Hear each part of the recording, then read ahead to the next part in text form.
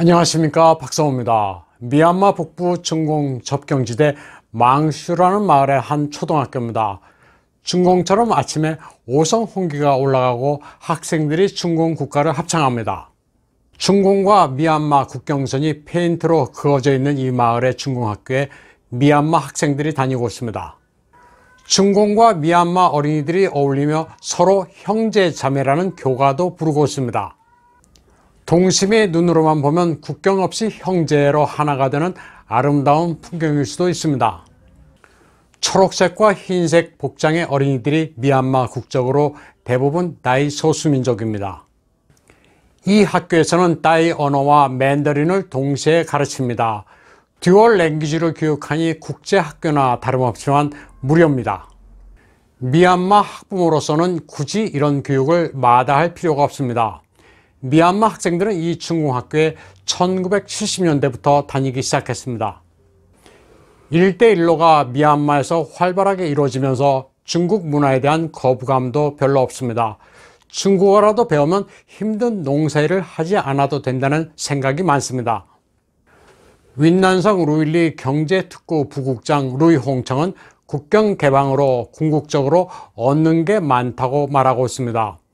미국의 멕시코 국경 장벽은 양국 관계에 해가 될 뿐이라면서 국경 개방이야말로 글로벌리제이션의 정신이라고 말하고 있습니다. 글로벌리스트의 방식에 따라 개방이란 그럴듯한 구호로 동남아를 점령하는 게 중공의 방식입니다. 중공 국영 석유회사가 진출해 있는 라킨 스테이트의 차오퓨 항입니다. 중공이 2.45 빌리언 달러를 투자해 건설한 오일과 가스 비축시설이 있습니다. 이곳으로부터 770km에 이르는 지하 파이프라인이 중공으로 연결됩니다. 2013년부터 시작된 연간 12억 입방미터의 천연가스를 중공으로 수송하는 파이프라인이 건설되고 있습니다. 2017년부터는 하루 평균 44만 배럴의 원유를 수송하는 파이프라인도 건설 중입니다. 차오퓨에서 중공으로 이어지는 회랑은 중공의 경제 전략 요충지입니다. 중공이 수입하는 원유의 80%는 중동에서 인도양 말라카 해협을 거치고 있는데 유사시 미국과 쿼드 동맹이 해협을 봉쇄해도 소용이 없습니다. 차오퓨 중공 회랑을 통하면 되기 때문입니다. 서방의 인도 태평양 동맹을 상수하는 중공의 전략 중심에 미얀마가 있습니다. 차오퓨에는 경제 특구가 건설되는데 시설 지분에 대해 중공과 미얀마의 이익은 상충됩니다. 중공 개발사인 시틱은 85%의 소유권을 주장하고 있습니다. 많은 미얀마인들은 일본이 참여한 힐라와 경제 특구와 비교하면서 중공의 지분을 더 달라고 요구하고 있습니다. 일본이 참여한 경제 특구의 경우 미얀마 정부가 51%, 일본이 49%입니다. 심해항으로 건설되는 차오퓨는 군사적으로도 주변국에 우려를 자아내고 있습니다.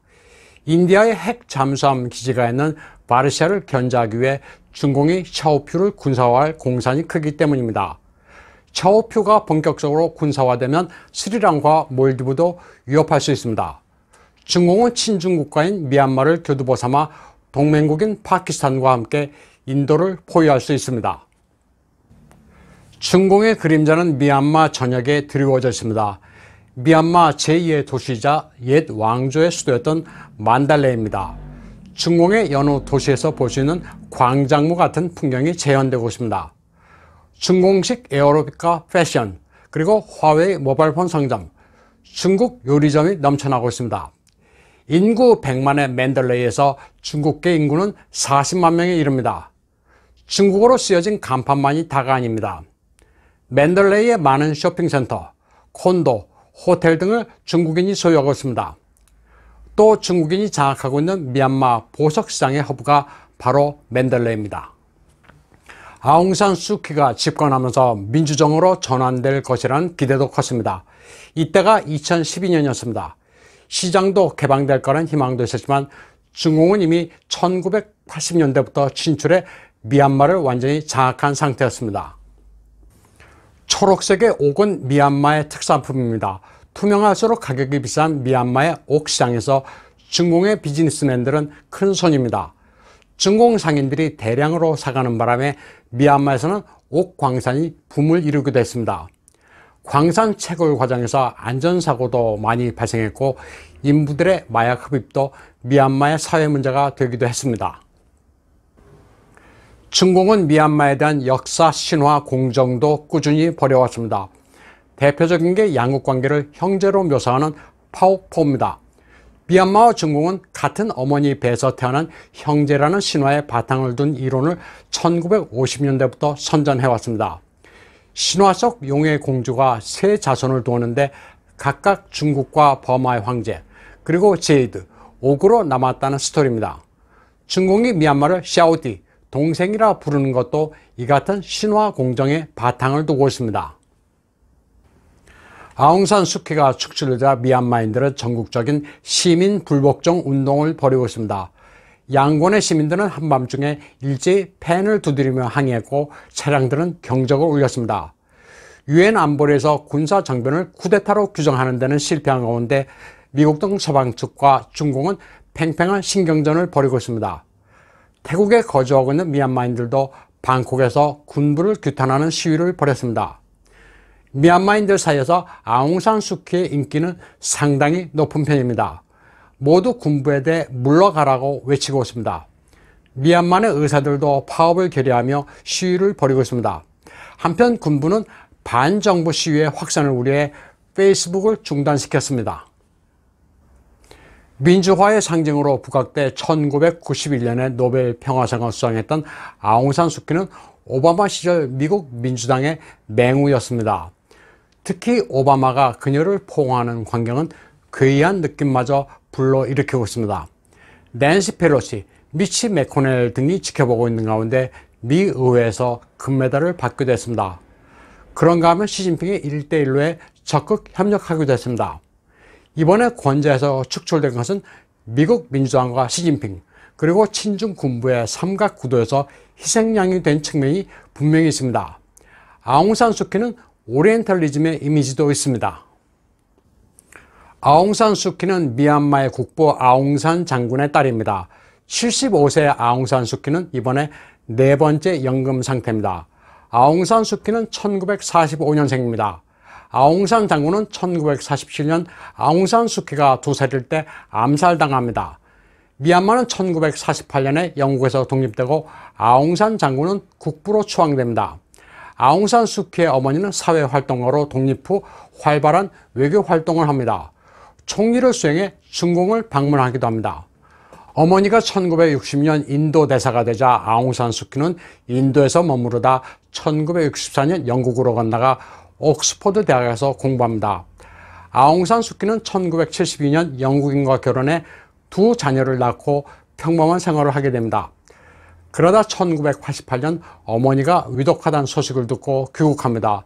이때 미얀마에서는 군부 정권에 항의하는 전국적인 시위가 일어납니다. 군부 정권의 진압으로 200여 명의 학생들이 숨지는 참사가 발생합니다. 이때 군부 독재 희생자들이 아웅산 수키에게 나서줄 것을 요청합니다. 결국 국부의 딸이라는 후광이 있는 아웅산 수키는 양곤에서 100만 명의 군중이 집결하자 대중연설을 하면서 민주화의 상징으로 부상하기 시작합니다. 흰색의 긴 치마에 머리에 꽃 장식을 하고 나타난 아웅산 수키는 시대의 아이콘이 됩니다. 이 같은 아웅산 수키의 이미지를 오리엔탈리즘의 시각으로 미화한 영화가 레이디입니다. 예스 마담으로도 유명한 배우 양자경이 아웅산 수키 역을 맡아 화제가 되기도 했습니다. 아웅산 수키가 2살 때 아버지가 머리에 꽃을 꽂아주는 장면이 나옵니다. 평범했던 가정주부가 극적으로 민주화의 꽃으로 변신하는 과정을 극적으로 그리고 있는 영화가 레이디입니다. 군부 독재 시절 아웅산 수키의 이름조차 금기시돼 이름 대신 레이디라 불렀다고 해서 붙여진 제목입니다. 사하로프상, 노벨 평화상을 받으면서 민주화의 꽃으로 부각되기는 했지만 아웅산 수키는 분명한 한계를 가지고 있습니다. 국민을 빈곤으로부터 구해내지도 못했고 로힝야 난민 학살을 방관했습니다. 또 인권의 상징이라면서 위구르인들을 탄압하는 중공을 2015년에 전격 방문해 실망을 안겨주기도 했습니다. 오리엔탈리즘의 시각으로 미화된 그녀는 미얀마에서 벌어지는 그레이트 게임의 희생자일 뿐입니다. 오늘 방송은 여기까지 하겠습니다. 시청해주신 여러분 감사합니다.